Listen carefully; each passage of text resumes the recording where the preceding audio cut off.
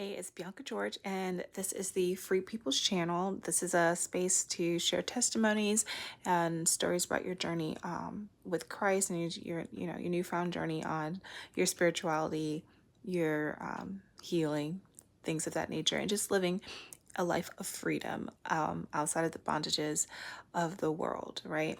So, quick.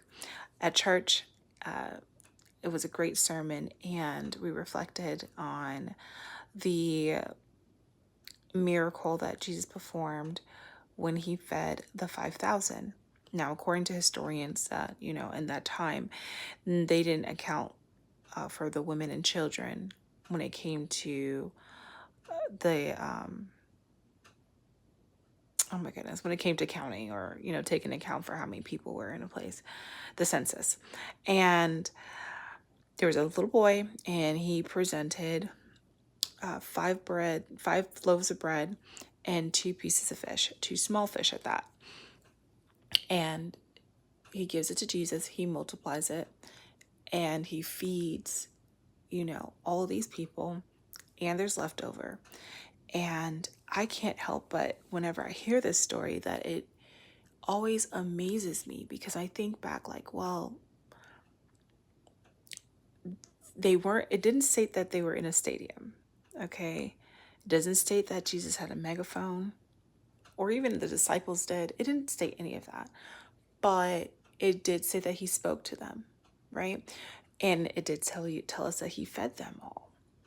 And it just kind of just dawned on me that, oh my goodness, all of these people heard him speak.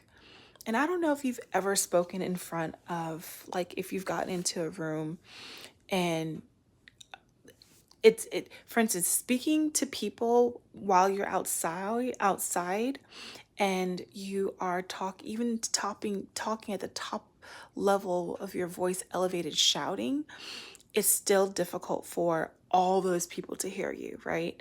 I mean, even like in stadiums, think about a football stadium, okay, and how many people that holds, and if one person is down there and they're speaking without a microphone, who's hearing them?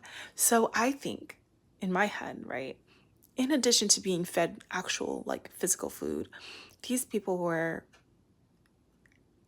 their ears were opened, like they were able to hear. And that just amazes me, and I think that that's a miracle.